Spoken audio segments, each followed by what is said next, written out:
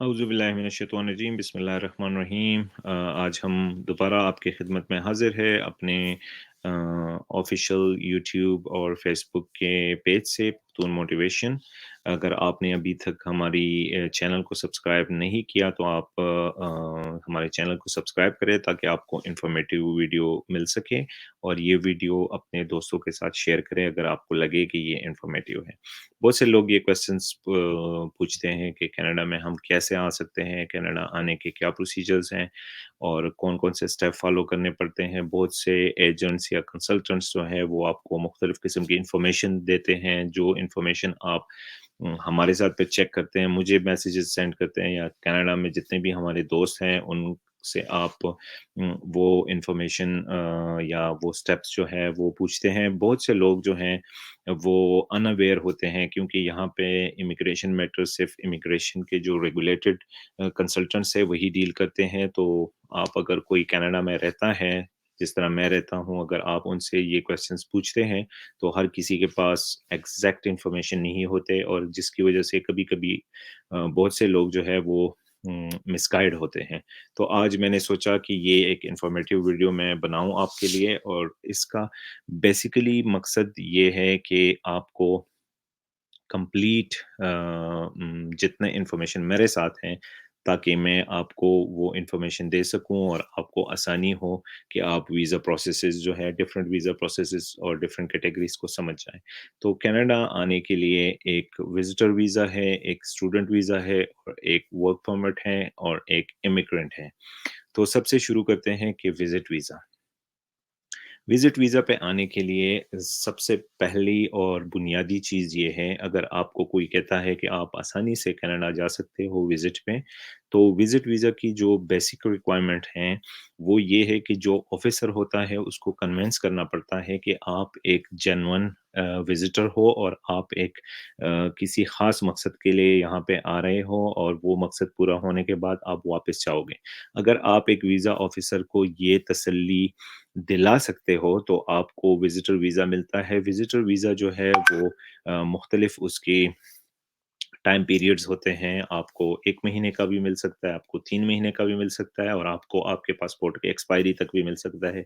बुनियादी तौर पर ज़्यादा सिचुएशन में आपसे जब वीज़ा ऑफ़िसर मुतमईन होता है तो वो आपको आपके पासपोर्ट के एक्सपायरी डेट तक, अगर आपका पासपोर्ट 5 साल का बना हुआ है तो आपको 5 साल का मल्टीपल जो है एंट्री वीज़ा इश्यू करता है। मल्टीपल एंट्री का मतलब ये है कि आप जितनी दफ़ा चाहो आप आ जा सकते हो।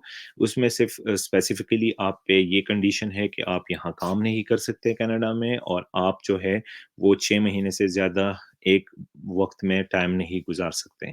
क्योंकि अगर आप ज़्यादा टाइम गुज़ारोगे और वापस चले जाओगे और नेक्स्ट टाइम जब आप आओगे तो आपसे बाकायदा इमिग्रेशन ऑफ़िसर जो है वो एयरपोर्ट पे पूछेगा कि आप यहाँ क्या कर रहे थे? इतना टाइम आपने क्यों गुज़ारा?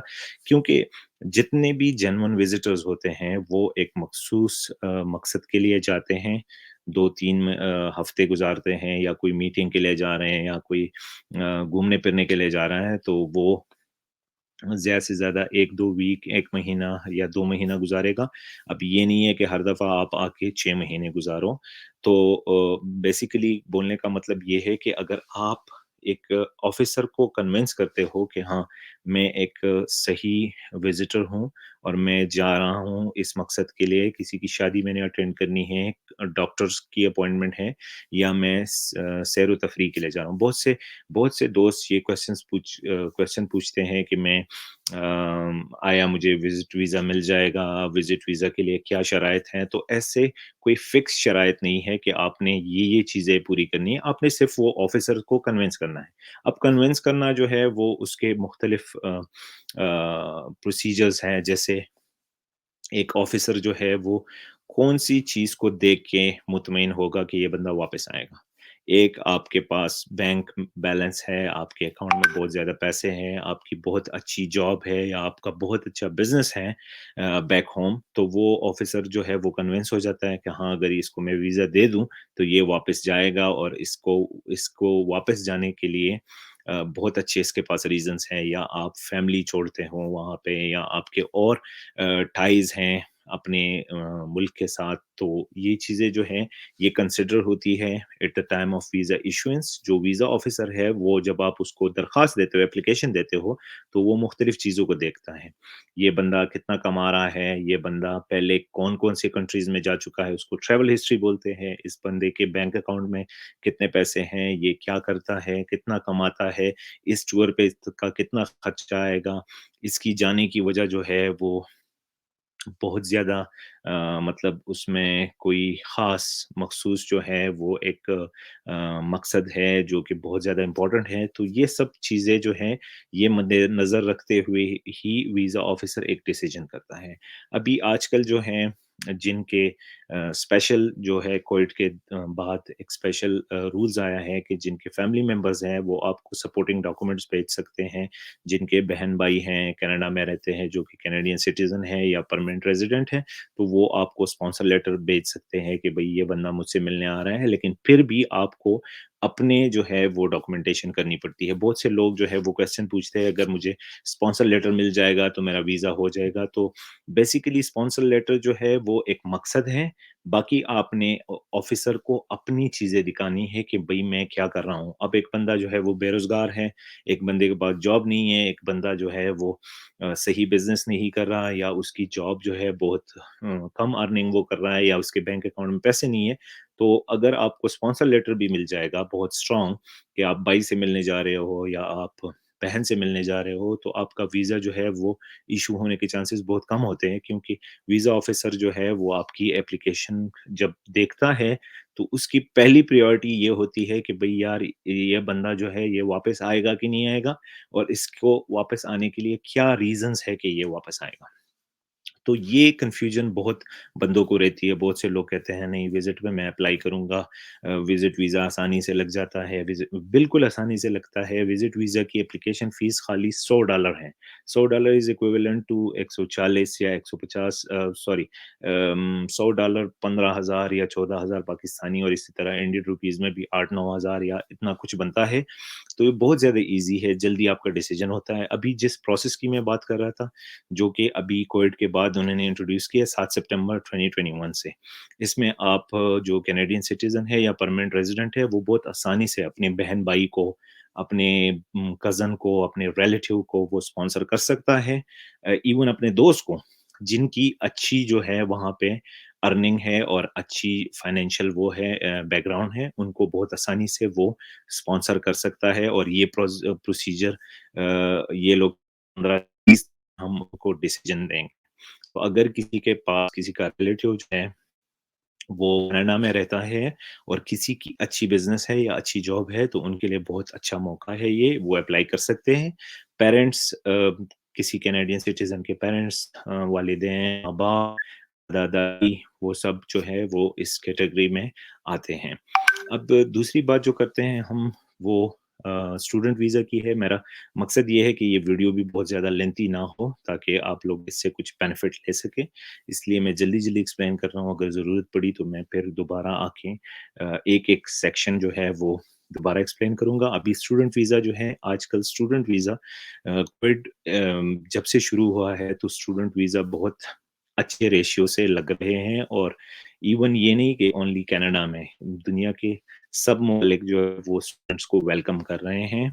उसमें कुछ शराइत ये हैं कि आप एक जेन्युइन स्टूडेंट हो और आपका जो है प्रीवियस बैकग्राउंड वो प्रोस्पेक्टिव स्टूडेंट का है। जैसे हमने पहली वीडियो में मैंने प्रोस्पेक्टिव स्टूडेंट्स का ज़िक्र किया था कि प्रोस्पेक्टिव स्टूडेंट कौन है? एक ऐसे स्टूडेंट जो कि साबित कर सके कि मैं एक जेन्युइन स्टूडेंट हूँ और मैं पढ़ाई के लिए जा रहा हूँ और मुझे ये डिग्री डिप्लोमा करके वापस आना है। हम मज़ीद बात करेंगे कि वो बंदा कैसे उसका वो परमिट लगता है, कैसे वो रह सकता है, ये बात की बात है। बहुत से लोग जो हैं, वो ये क्वेश्चन करते हैं कि भई हमने तो मुस्तकिल जाना है वहाँ पे। तो आप इनिशियली यहाँ पे क्वालिफ़िकेशन करते हो, क्वालिफ़िकेशन के बाद आपको मज़ीद ऑप्शंस जो है वो आपके पास आ जाते हैं। लेकिन सबसे पहले यहाँ आने के लिए एज़ अ स्टूडेंट वीज़ा आपको चाहिए कि आप एक प्रोस्पेक्टिव स्टूडेंट्स हो। जितने भी लोगों ने फ्रेश एफएससी किया है या बीएससी किया है, उनके पास बहुत अच्छे चांस हैं।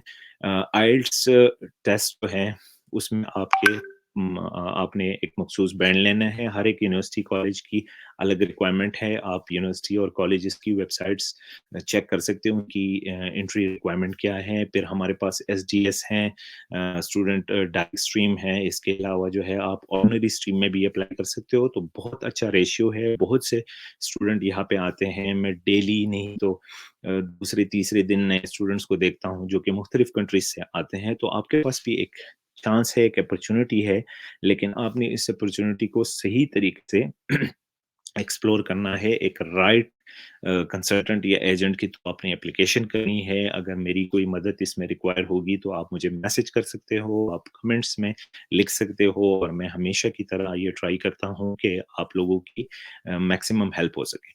अब ऐसे स्टूडेंट हैं जिन्होंने 10 या 15 साल पहले बीएससी किया हुआ है, अब वो मास्टर्स के लिए आ रहे हैं, तो वो भी कर सकते हैं। मास्टर मतलब रिटर्निंग स्टूडेंट्स कैटेगरी में वो अप्लाई कर सकते हैं, लेकिन आपका बेसिकली कंसंट्रेशन रहता है कि जो कि फ्रेश ग्रेजुएट है और फ्रेश एजुकेशन के लिए जा रहे हैं। अगर कोई बंदे ने 10 साल पहले बीएससी किया है और वो रेगुलर अपने गैप को कवर कर सकता है कि वो या कोई गवर्नमेंट जॉब कर रहा था या कोई बड़े फर्म में जॉब कर रहा था, और अभी वो जाके मास्टर डिग्री करेगा, तो मास्टर डिग्री से उसके करियर में कोई फ़र्क आएगा, उसको प्रमोशन मिलेगा, ऐसे कुछ अगर वो वीज़ा ऑफ़िसर को कन्विंस कर सकता है तो उसको भी वीज़ा मिलने के चांसेस बहुत ज़्यादा हैं। तो आपने सिर्फ़ ये 2-3 चीज़ें ज़हन में रखनी है कि एज़ अ स्टूडेंट आने के लिए आपको प्रोस्पेक्टिव स्टूडेंट होना है, और आपको एक अच्छे ग्रेड्स वाला स्टूडेंट होना है कि जो कि ऐसा नहीं है कि जस्ट पास हुआ है, एफएससी में भी बहुत कम मार्क्स लिए हैं 12वीं में, और बीएससी में भी कम, और अभी मास्टर्स के लिए आ रहे हैं। तो ऑब्वियसली वीज़ा ऑफिसर जो आपका फाइल देखता है, उसने डिसीजन उसी बेस पे करना है।